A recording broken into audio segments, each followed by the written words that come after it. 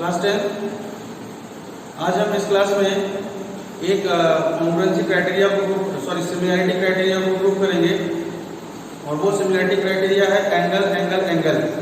ठीक है, तो प्रूव करने के पहले सबसे पहले उसका स्टेटमेंट लिखना है। तो चलो स्टेटमेंट लिख लेते हैं कि if in two triangles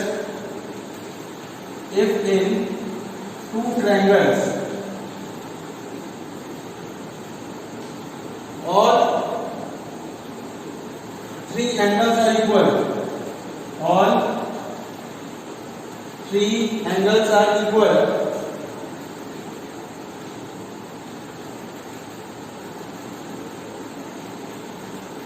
ठीक है।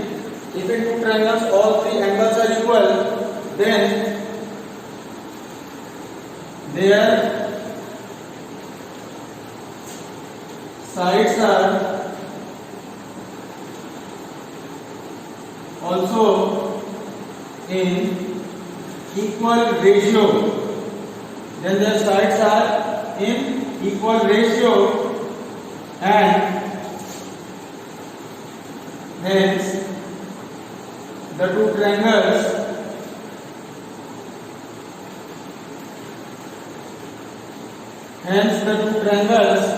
are similar.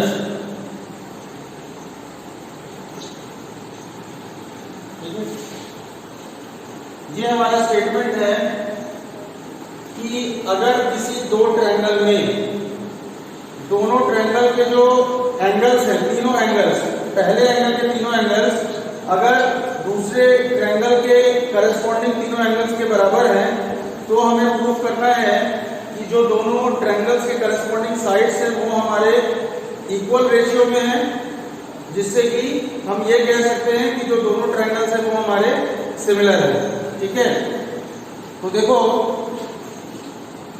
यहां पे अगर हम बनाए या फिर इस तरह बना देते हैं, दो ट्रायंगल हैं, सपोज एक ट्रायंगल है हमारा ABC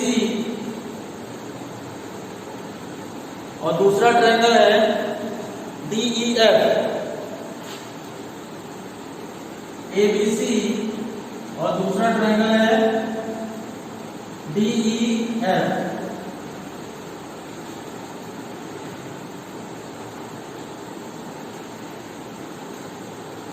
हमें ये प्रूव करना है कि ये दोनों ट्रायंगल आपस में सिमिलर हैं। ठीक है, और उसके पहले हमें ये प्रूव करना है कि इनके जो करस्पॉन्डिंग साइड्स का रेशियो है वो इक्वल है। क्लियर? और हमें गिवन क्या क्या है कि एंगल A एंगल D के इक्वल है, करस्पॉन्डिंग एंगल्स आर इक्वल।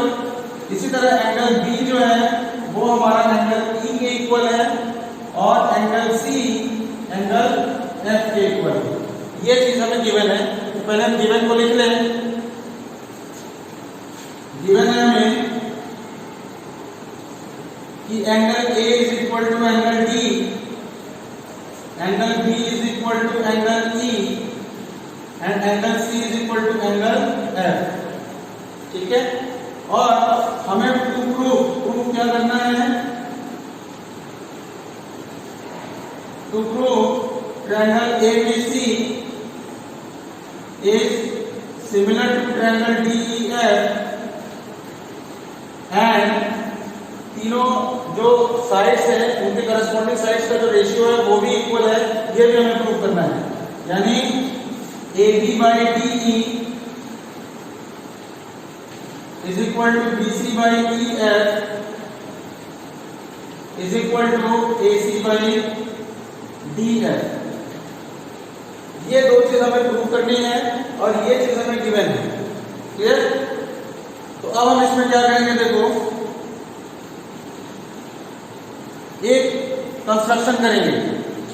अब कंस्ट्रक्शन क्या करेंगे, ये जो दो ट्रायंगल हमने बनाए हैं ये साफ साफ दिख रहा है कि ये पहला वाला ट्रायंगल छोटा है और दूसरा वाला ट्रायंगल बड़ा है। ठीक है, तो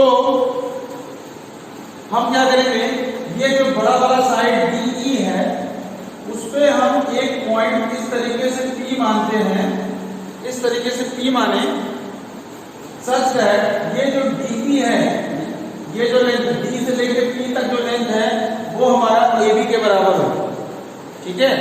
इसी तरह से ये जो DF साइड है इसमें भी हम एक पॉइंट Q ले लेते हैं और इस तरीके से ले कि ये जो DQ है वो हमारा AC के बराबर है। ठीक, तो यहां पे हम लिखेंगे कि हम कट करेंगे DP is equal to AB and DQ is equal to AC। ठीक है, अब इसके बाद हम क्या करेंगे, P और Q को ज्वाइन कर देंगे। P और Q को ज्वाइन कर देंगे, यहां लिखते हैं फिर ज्वाइन PQ। क्लियर। अब इसके बाद ये जो ट्रायंगल ABC है और ये जो ट्रायंगल DPQ है, इन दोनों ट्रायंगल्स को हम कॉन्ग्रुएंट प्रूफ करेंगे। ABC और ट्रायंगल DPQ, इन दोनों ट्रायंगल्स को हम क्या करेंगे भाई, कॉन्ग्रुएंट प्रूफ करेंगे। अब देखो कैसे कॉन्ग्रुएंट प्रूफ होता है ये, कि in triangle ABC and triangle DPQ AB is equal to DP, AB is equal to DP। Reason क्या है, बाय कंस्ट्रक्शन।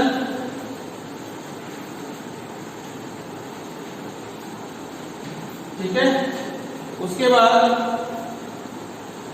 ये जो एंगल A है वो एंगल D के बराबर है। Angle A is equal to angle D, ये तो हमें गिवन ही है। और इसके अलावा ये जो AC है वो हमारा DQ के बराबर है कंस्ट्रक्शन से। तो AC is equal to DQ by construction.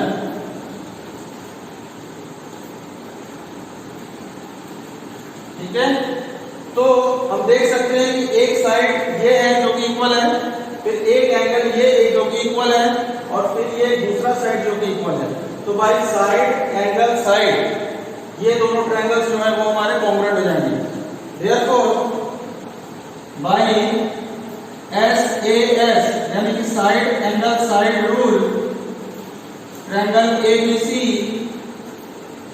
Is congruent to triangle DPQ। ठीक है, ये बात समझ में आ गया कैसे ABC और DPQ हमारे कॉन्ग्रुएंट हो रहे हैं। ठीक है ना। अब जैसे ही ABC और DPQ हमारे कॉन्ग्रुएंट होंगे तो तुरंत बाय सिंप्लिसिटी हम ये कह सकते हैं कि ये जो एंगल B है वो हमारा एंगल P के बराबर होना चाहिए, और ये जो एंगल C है वो हमारा एंगल Q के बराबर होना चाहिए। क्लियर, इस चीज को हम लिखें पहले।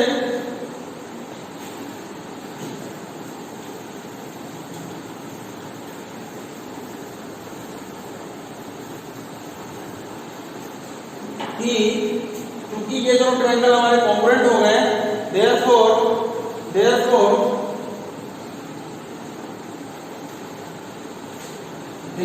by simplicity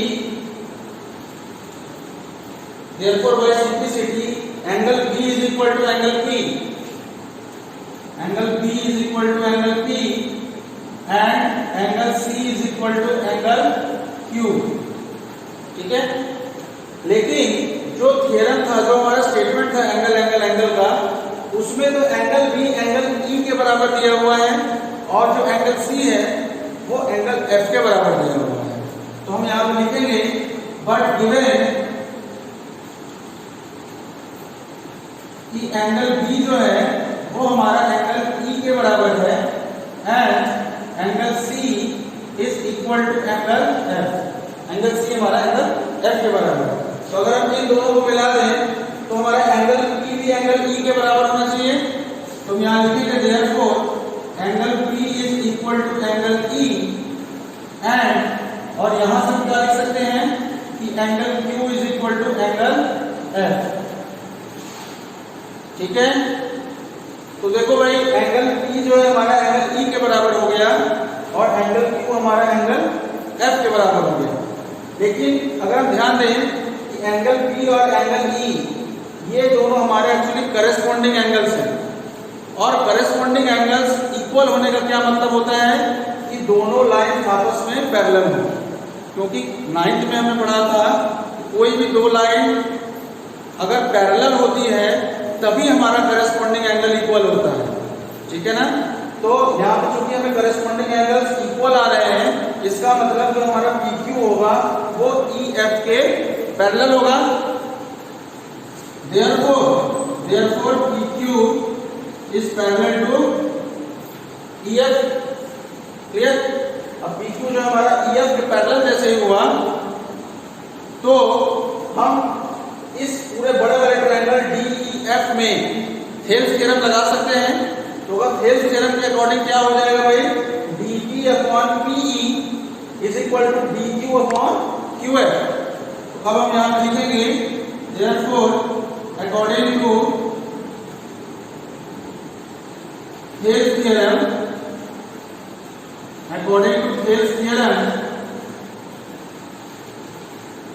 हम लिख सकते हैं क्या, dP upon PE is equal to dQ upon QL, ठीक है। अब इसके बाद हम क्या करेंगे, इसको उल्टा कर देंगे। इसको जैसे उल्टा करेंगे तो ये हो जाएगा PE upon dP is equal to QF upon dQ। अब नेक्स्ट स्टेप में क्या करेंगे, दोनों साइड में हम +1 करेंगे, दोनों साइड में हम 1 प्लस कर देंगे भाई, ठीक है। अब जैसे 1 प्लस करेंगे तो यहाँ पे हम एलसीएम लेंगे तो हमें dP मिलेगा और ऊपर आएगा dP plus PE।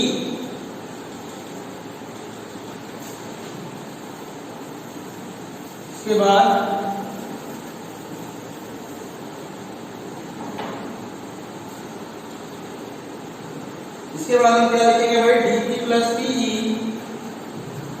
dP plus PE upon dP is equal to QF plus DQ, QF plus DQ upon क्या है भाई, अपॉन DQ। अब dP प्लस PE कितना हो गया, ये हो गया तुम्हारा पूरा DE, ये हो गया DE upon dP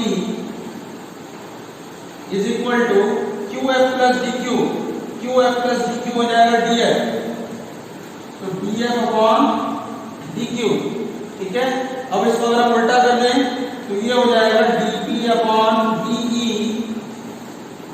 is equal to DQ upon DF, ठीक है। अब इसके बाद dP को हमने स्टार्टिंग में क्या माना था भाई, dP किसके बराबर है, AB के बराबर है। तो dP की जगह पे हमने लिख दिया AB अपॉन DE, तो DE ही रहेगा इज इक्वल टू DQ की जगह पे हम क्या लिख सकते हैं, AC, तो ये हो जाएगा AC अपॉन DF, ठीक है। तो अगर हम ध्यान दें यहाँ पे हमने दो साइड्स का रेशियो इक्वल किया है, दो साइड्स का रेशियो इक्वल किया, यानी कि AB अपॉन DE इक्वल आ रहा है AC अपॉन DF की, ठीक है। ये दो साइड हमारे इक्वल हो गए। अब उसी में दो ट्रायंगल को सिमिलर दिखाने के लिए क्या करना होता है भाई, तीनों के तीनों करस्पॉन्डिंग साइड्स का रेशियो इक्वल होना चाहिए। लेकिन फिलहाल हमारा यहाँ पे दो करस्पॉन्डिंग साइड्स का रेशियो ही इक्वल आया है, तो हमें तीनों करस्पॉन्डिंग साइड्स का रेशियो इक्वल करने के लिए जो हमने यहाँ पे PQ, DE और DF पे लिया है, अब हम इसी PQ को DE और EF पे बनाएंगे। सेम प्रोसेस करेंगे, खाली जो लाइन हमारा PQ यहाँ पे है इस तरीके से है, वो PQ हमारा DE और EF के बीच में होगा, ठीक है।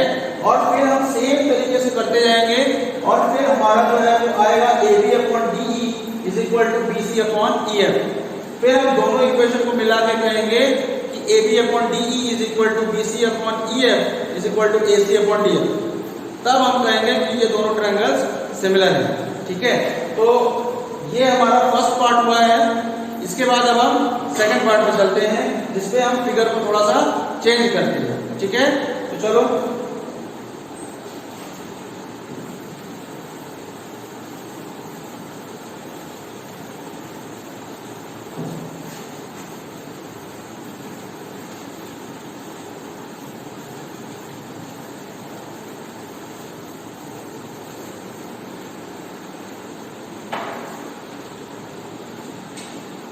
अब देखो भाई, अब हम जो ट्रायंगल दो बना रहे हैं, सपोज ये हमारा ट्रायंगल एबीसी है, एबीसी, और जो बड़ा वाला ट्रायंगल है वो डीईएफ है।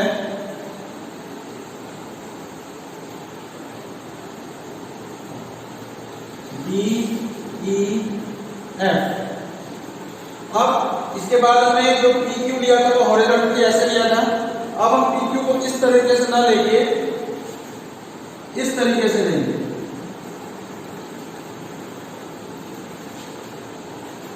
ये P है और ये सपोज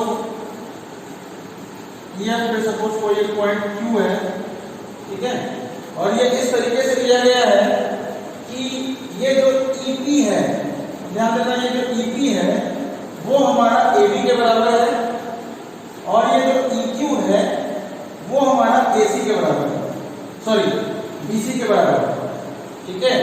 ये जो EP है वो हमारा AB के बराबर है और ये जो EQ है वो हमारा BC के बराबर है, ठीक है। अब इसके बाद हम P और Q को ज्वाइन करेंगे। तो यहां पर लिखेंगे कि cut EP is equal to AB and EQ is equal to BC, ठीक। अब हम क्या करेंगे कि ट्रायंगल ABC और ट्रायंगल EQP इसको लेंगे। अब देखो, अगर हमें करस्पॉन्डिंग एंगल की बात आए तो ये जो एंगल B है वो हमारा किसके बराबर होना चाहिए? एंगल E के, क्योंकि ये तो हमें क्वेश्चन में गिवन था थ्योरम में, करस्पॉन्डिंग एंगल आर इक्वल। तो एंगल A एंगल D के बराबर था, एंगल B एंगल E के और एंगल C एंगल F के बराबर था। अब यहां पे अगर C की करस्पॉन्डिंग एंगल की बात करें तो वो कौन सा होगा भाई? वो होगा एंगल Q, ठीक है। तो अब और एंगल A की करस्पॉन्डिंग है एंगल P। अब हम क्या करें कि इन दोनों ट्रायंगल्स को कॉन्ग्रुएंट दिखाओ। ABC और EQP में in triangle ABC and triangle EQP, EP is equal to AB, EP is equal to AB, ये बाई कंस्ट्रक्शन है ये। फिर एंगल B एंगल E के बराबर है, एंगल B जो है एंगल E के बराबर है, ये तो हमें गिवन है। और ये जो BC है वो हमारा EQ के बराबर है, EQ is equal to BC, और ये भी हमें बाई कंस्ट्रक्शन मिला है, by construction. Therefore by side angle side, ये दोनों ट्रायंगल्स हमारे कॉन्ग्रुएंट हो जाएंगे। तो यहां पे हम लिखेंगे therefore by side angle side, SAS rule, triangle ABC is congruent to triangle EQP, EQP। अब जैसे ही ये दोनों ट्रायंगल हमारे कॉन्ग्रुएंट होंगे वैसे ही ये जो एंगल C है वो इसके इक्वल हो जाएगा, एंगल Q के इक्वल हो जाएगा, है ना। एंगल C एंगल Q के इक्वल हो जाएगा। Therefore by CPCT angle C is equal to angle F, angle C is equal to angle C is equal to angle Q, angle C जो है एंगल Q के बराबर हो जाएगा। लेकिन हमें थ्योरम में गिवन क्या था कि एंगल C एंगल F के बराबर है। जो एंगल क्राइटेरिया का जो स्टेटमेंट था उसमें हमें दिया था कि जो करस्पॉन्डिंग एंगल्स थे वो इक्वल है, यानी कि एंगल C एंगल F के बराबर दिया था। तो but given angle C is equal to angle F, तो अगर इन दोनों को मिला दें तो हमारा एंगल Q और एंगल F हमारा बराबर हो जाएगा। Therefore angle Q is equal to angle F, ठीक है। तो अब यहाँ पर अगर हम ध्यान दें तो सेम जैसे पिछले वाले में हुआ था वैसे इसमें भी है कि एंगल क्यू और एंगल एफ जो है हमारे करस्पॉन्डिंग एंगल्स हैं, और करस्पॉन्डिंग एंगल्स इक्वल कब होते हैं, जब दो लाइंस आपस में पैरेलल हो। इसका मतलब ये जो QP लाइन है या फिर PQ लाइन है वो हमारा इस DF के पैरेलल हो, ठीक है। Therefore PQ is parallel to DF, ठीक है। अब जैसे PQ DF के पैरेलल हुआ तो हम इस बड़े वाले ट्रायंगल यानी कि EFD में थेल्स थ्योरम लगा सकते हैं। तो अकॉर्डिंग टू थेल्स थ्योरम,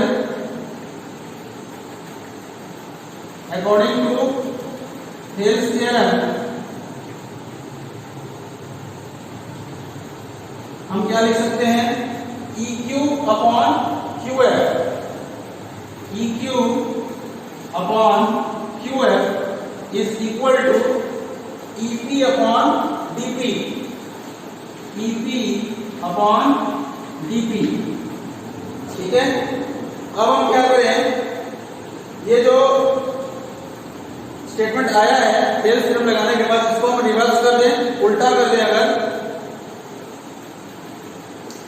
सब लोग अटेंडेंस दे दो भाई, इसको अगर हम उल्टा करें तो ये हो जाएगा QF upon EQ, QF upon EQ is equal to DP upon EP, DP upon EP, ठीक है। अब नेक्स्ट स्टेप में क्या करेंगे, हम दोनों तरफ +1 कर देंगे। तो QF upon EQ +1 is equal to DP upon EP +1, ठीक है। अब हम एलसीएम लेंगे तो ऊपर आ जाएगा QF plus EQ upon EQ is equal to DP plus EP upon EP। अब जो है देखो QF प्लस EQ, तो QF plus EQ is equal to EF हो जाएगा, EF अपॉन EQ। और ये देखो जो EQ है, EQ को हम क्या लिख सकते हैं भाई, जो हमने माना हुआ था कि EQ हमारा BC के बराबर है, तो इस EQ की जगह पे हम BC लिख सकते हैं इज इक्वल टू उधर DP प्लस EP किसके बराबर है, DP प्लस EP, ये जो है हमारा DE के बराबर है, इसलिए हम इधर पे DE लिख दें अपॉन जो EP है, EP किसके बराबर लिया गया था भाई, EP AB के बराबर लिया गया था, तो यहाँ पे EP की जगह हम लिख दें AB, ठीक है। अब फिर से इसको हम उल्टा कर दें तो ये हो जाएगा AB upon DE is equal to BC upon EF, ठीक है। अब देखो ये हमारा सेकंड पार्ट यहां पे खत्म हुआ। तो अगर हम ध्यान दें जो हमारा फर्स्ट पार्ट था उसमें आया था AB upon DE is equal to AC upon DF, और सेकंड पार्ट में हमारा आया है AB upon DE is equal to BC upon EF। तो अब थोड़ा सा और आगे है बस,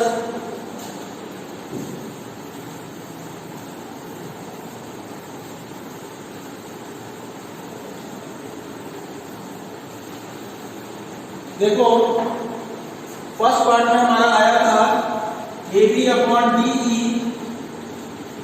is equal to AC upon DF, ठीक है। और सेकंड पार्ट में हमारा आया है AB upon DE is equal to BC upon EF, ठीक है। अब दोनों का LHS सेम है, इसका मतलब दोनों का RHS भी सेम होगा, therefore AC upon DF is equal to BC upon EF।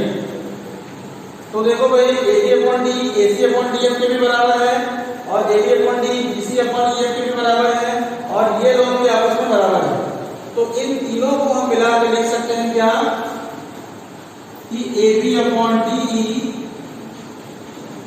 Is equal to BC upon EF is equal to AC upon DF। ठीक है, तो देखो भाई यहां से ये प्रूफ हो गया कि जो दोनों ट्रायंगल्स हैं उनके तीनों के तीनों जो करस्पॉन्डिंग साइड्स का रेशियो है वो हमारा इक्वल है।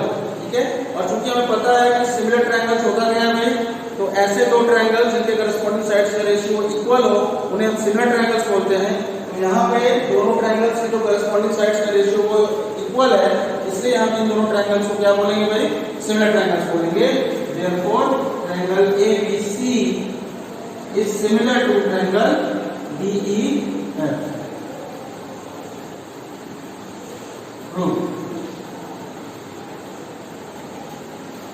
ठीक है, तो देखो ये थ्योरम थोड़ा लेंथी जरूर है, लेकिन ठीक है, समझ में आ जाएगा। अगर आप 2-3-4 बार देखेंगे तो समझ में आ जाएगा।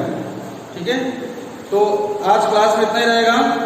नेक्स्ट क्लास जो होगी उसमें हम नेक्स्ट थ्योरम पे चलेंगे। इसके आगे के थ्योरम्स हैं, उनके आगे थ्योरम पे हम चलेंगे। तो उम्मीद करते हैं समझ में आया होगा। तो नेक्स्ट क्लास और फिर कल होगी। ठीक है, ऑफ करते हैं।